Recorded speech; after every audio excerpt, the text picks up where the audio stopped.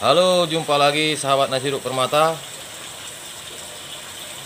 Kali ini kita videokan mengenai kolam dan filter. Kemarinnya kita sering memvideokan mengenai tentang kutu air. Sekarang kita masuk di dalam penguraian penjelasan tentang filter. Karena filter ini bukan teori yang kita sampaikan, tapi pengalaman yang ada, pengalaman yang kita alami, yang kita sampaikan. Semoga bermanfaat untuk kita dan sekaligus jadi ajang ataupun tempat kita diskusi untuk lebih menyempurnakan lagi mengenai tentang filter. Ke depan kita akan videokan beberapa filter untuk tahap ininya mengenai filter. Beberapa yang kita gabungkan antara filter under gravel dengan chamber. Jadi ada beberapa kombinasi yang kita bikin, dan ini juga ada beberapa yang sudah kita praktekkan. Ini dari kolam terpal, kita kasih filternya, dan juga ini jadi pembelajaran juga agar ke depan saya dapat menyempurnakan wadahnya aja lagi. Kalau mengenai tentang posisi filternya dan isi media filternya, ya alhamdulillah. Ini kita videokan. Ini isinya sekarang ikan koki. Karena ikan koki ini adalah termasuk ikan yang sangat sensitif. Ini masih kecil, umur sebulan. Ada yang umur 2 bulan. Kurang lebih 2 bulan ini. Kurang lebihnya. Dan ikannya yang kecil ini saya lepaskan keluar. Kalau dia sudah nyaman, tinggal dilepaskan, sebagian udah keluar.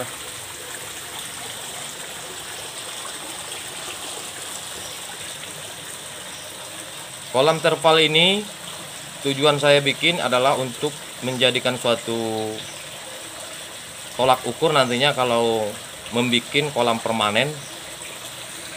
Filter yang saya bikin ini adalah chamber sama under gravel. Yang dimaksud dengan under gravel adalah seperti filter alami seperti sungai, dia dari bawah. Nah, yang ini dia. Posisi di sini ini di bawahnya itu kita kasih batu, kita susun. Di bawah batu itu kita kasih paralon yang kita sudah lubang-lubangi. Setelah itu baru kita tutup sama jaring, baru kita kasih batu tadi, baru ditarik masuk ke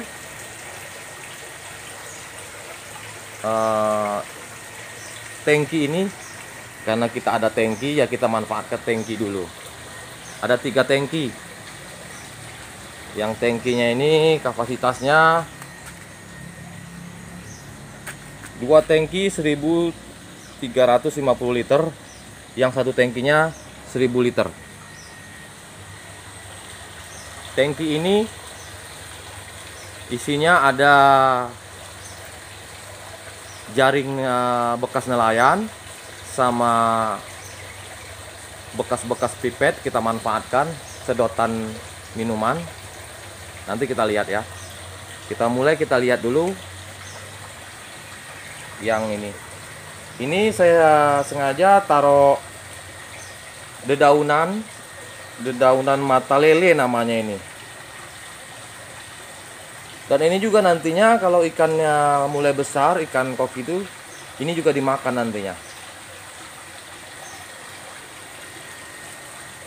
Ini kita lihat bagaimana posisi di bawahnya.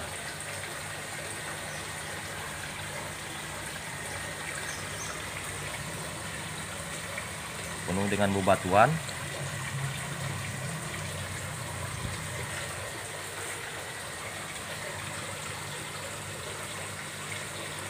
Hanya saja kita belum dapat menyampaikannya secara rinci. Tentunya nanti juga saya akan usahakan sampaikan secara rinci bagaimana prakteknya untuk menyusunnya. Ini mengenai hasilnya dulu yang kita perlihatkan. Prosesnya, pembikinannya nanti akan saya usahakan bikin. Dan sekaligus juga kita bisa tanya jawab di sini mengenai filter.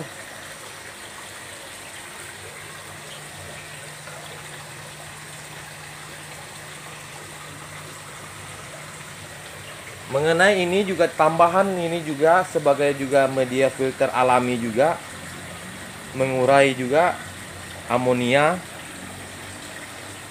Bisa juga diganti sama daun sirih gading, karena juga dia akarnya bagus untuk menyerap amonia, kotoran-kotoran.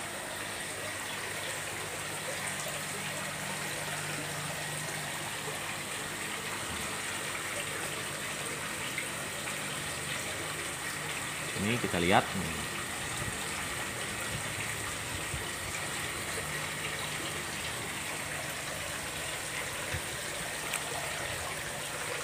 Ya, alhamdulillah perkembangannya bagus.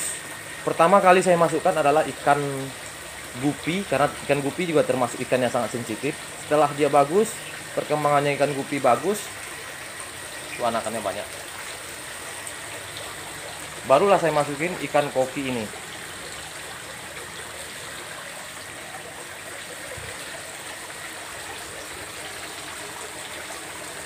Tentunya air yang bagus, ikan sehat itu karena efek daripada air yang bagus, air yang sudah terurai. Kalau ikannya sudah sehat, tentu itu adalah jawaban dari air tadi, ataupun bekerjanya filter tadi.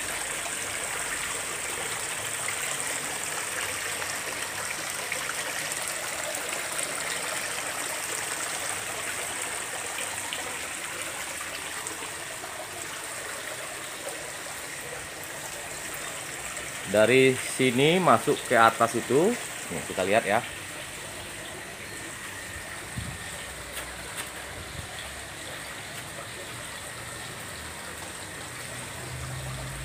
Hanya penyusunan filternya bisa kita lihat sebagian. Ini yang nomor 2, tangki nomor 2.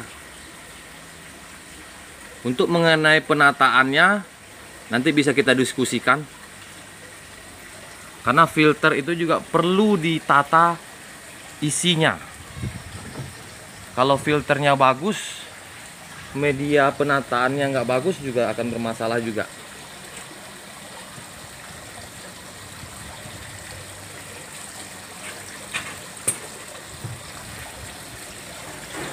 Dari sini ke sini, nih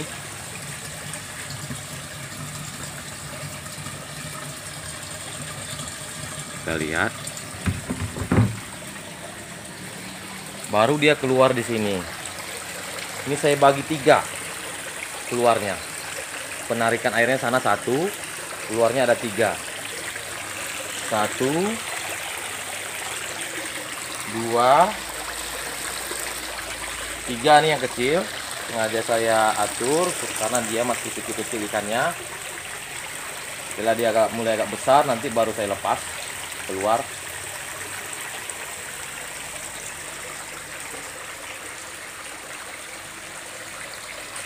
Ini baru kita bikin kolam terpal.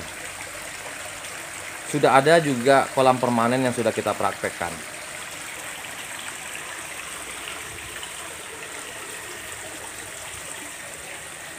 Jadi ini air yang begini hasil penggabungan filter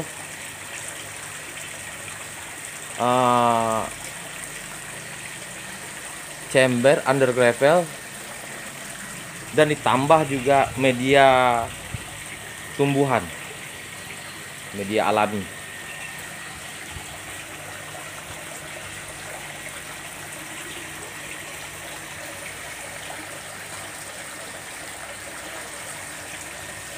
Tinggal kita diskusikan nanti di kolom komentar bagaimana untuk awalnya ininya. Bisa kalau yang sudah pernah membuat filter tentunya akan lebih mudah. Hanya lebih bagusnya memang kita praktekkan dari awalnya bagaimana penjelasannya. Kita usahakan nanti bikin videonya, karena kita akan videokan mengenai filter lagi sekarang ini. Karena kemarin-kemarin kita mengenai tentang kutu air, pembibitan. Nah, sekarang kita mulai tentang filter. Baik nanti filternya skala kecil dan skala besar, saya sudah praktekkan. Ini skala kolam terpal. Mega tank juga sudah saya praktekkan. Cuman skala mega tanknya nggak terlalu besar. Tapi bagaimana filternya sudah saya kombinasikan. Alhamdulillah bagus. Berapa banyak ikannya. Karena ini juga yang saya usahakan ini bukan sistem ganti air, ini sistem tambah. Jadi nanti amonia yang terjebak di dalam tangki itu nanti tinggal buang, tinggal nambah air. Jadi tidak ada sistem ganti, tambah terus.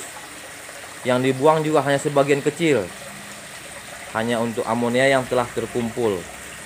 Karena bekerjanya filter sudah bagus.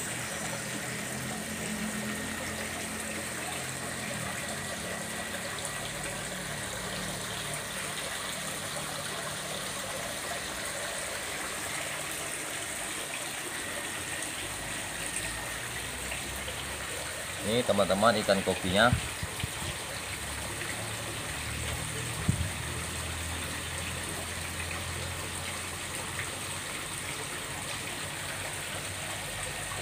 Kalau menurut saya, kalau ikan kokinya sudah sehat, tentunya ikan-ikan lain itu akan lebih mudah.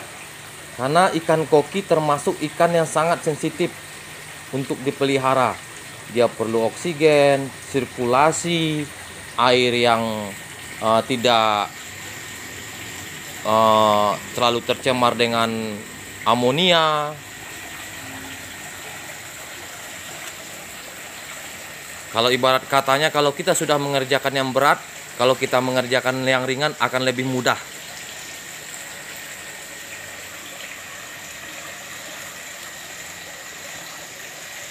Kalau mengenai tentang pengalaman yang saya alami, insya Allah kita sudah bisa berbagi. Hanya ada yang kurang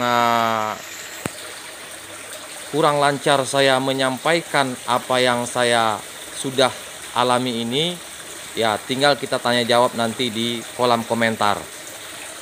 Karena saya menyampaikan berdasarkan apa yang telah saya praktekkan dari 4 tahun ke belakang mengenai filter. Tentunya saya juga baru-baru ini menyampaikannya. Karena mengenai filter itu memang perjalanan yang lumayan panjang lah. Bagaimana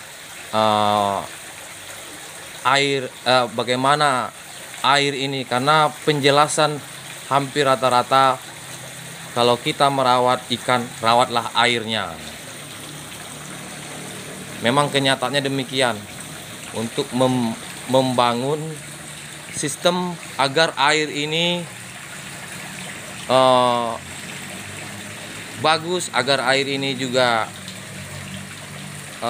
sehat, ada beberapa yang mesti kita kelola. Karena air yang bening belum tentu bagus untuk ikan. Tapi kalau dia bagus, walaupun nampaknya keruh, berarti sudah ada filter yang bekerja. Airnya sudah mulai terurai. Jadi tolak ukurnya itu air bagus. Dan air bagus ini nggak bisa kita kategorikan harus bening. nggak begitu dia.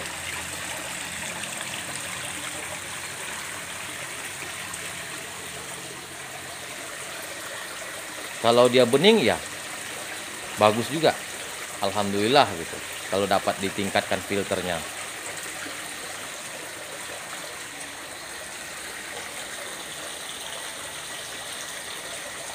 Ini saya videokan kawan-kawan, terima kasih. Semoga ke depan saya menyampaikannya lebih jelas lagi daripada yang sekarang, karena saya juga masih terus belajar bagaimana meningkatkan pengetahuan yang saya jalani ini, bagaimana kita saling memberikan suatu pengetahuan di kolom komentar nantinya.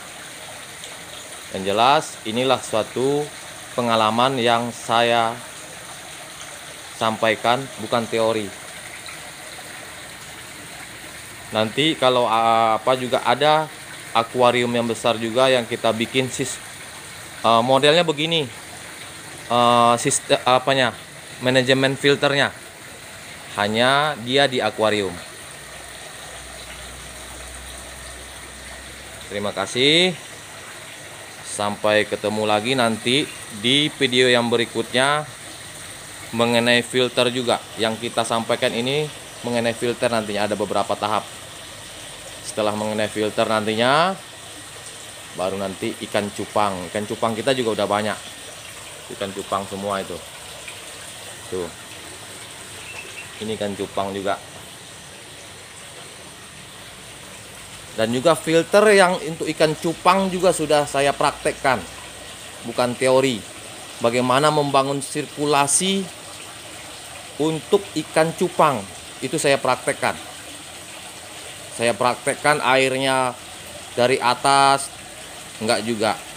Dia bagusnya dari bawah dia, agar dia dari atas tidak terganggu, karena ikan cupang cenderung membuat busa di atas, jadi dia tidak terganggu bila mana dia bikin busa ataupun